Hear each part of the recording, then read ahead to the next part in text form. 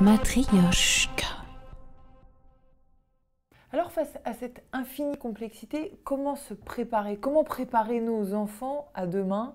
Sont-ils déjà câblés pour? Eh bien, il faut croire que oui, leurs cerveaux ont déjà évolué. Matryoshka. Il est déjà démontré par la neurobiologie, par l'IRM, qui analyse la structure du cerveau, que leur cerveau a déjà changé. Et il y a des choses que l'on critique beaucoup comme les jeux vidéo, mais les jeux vidéo permettent une forme de réflexion, une forme d'indépendance de l'esprit qui forme à des stratégies diverses et des stratégies complexes qui est très utile pour les jeunes et les adolescents. Donc je ne suis pas du tout opposé. La question, c'est une question de temps. Combien de temps il faut se donner à des jeux vidéo? Pas du tout le jeu vidéo par lui-même.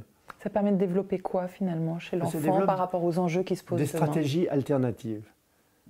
C'est-à-dire? C'est ça le jeu vidéo. Le jeu, j'ai ça. Si je veux gagner, il faudrait que je fasse ça. Mais si je fais ça, mon adversaire va faire ça. Donc ça suppose que l'on pense à l'avance comme aux échecs. Le jeu vidéo, c'est une transposition de la stratégie des échecs dans le numérique et l'interaction en temps réel beaucoup plus rapide et beaucoup plus illustrée, plus amusante pour beaucoup de gens que les échecs. Mais il y a des enfants qui jouent très bien aux échecs. Donc je crois au jeu vidéo pour former aux stratégies de la complexité. D'ailleurs, ils le font très bien. On arrive à la fin de cet entretien, Joël de René. Je voudrais vous poser cette question.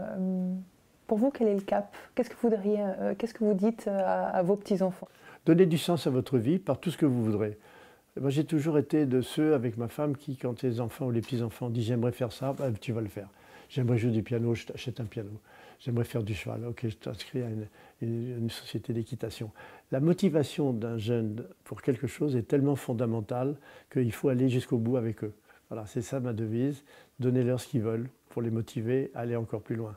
Et l'un dans l'autre, au niveau de la transmission, vous, par rapport à tous les travaux que vous avez produits, tous les livres que vous avez écrits, s'il y a quelque chose auquel vous tenez particulièrement, que vous voulez absolument avoir transmis, qu'on retienne? Pour moi, c'est des valeurs. Alors pour beaucoup, les valeurs sont religieuses. Moi, je pars au contraire de la religiosité de l'ensemble du monde, de toutes les religions différentes, du bouddhisme au christianisme, au judaïsme. Et je dis, l'important, c'est de retenir les valeurs que toutes ces religions ont toujours mis en avant. Respecte l'autre, tu ne tueras point, tu ne blesseras point, tu ne mentiras pas. Tous les 10 commandements, en quelque sorte, essayer de les mettre en œuvre, c'est quelque chose de ce qui peut faire une belle vie. Comme disait Pascal, le pari de Pascal, je vais essayer de pratiquer ce qu'on m'a dit dans la religion. Soit j'y arrive et je serai récompensé, soit j'y arrive pas, mais j'aurai eu une belle vie en essayant de le faire. Et c'est comme ça qu'on arrive en 2500? Voilà, c'est comme ça qu'on arrive en 2500. Le pari de Pascal reste toujours aussi valable que jamais. Merci beaucoup, Joël de René. Merci. Eh bien, nous voici prêts à aborder 2500 en toute sérénité, n'est-ce pas? Comment est-ce que vous avez trouvé cette matryoshka? Comment est-ce que vous avez perçu cet entretien? Merci de nous le dire, de commenter, de partager.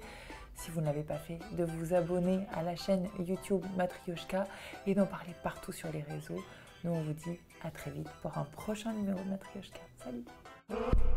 Matryoshka.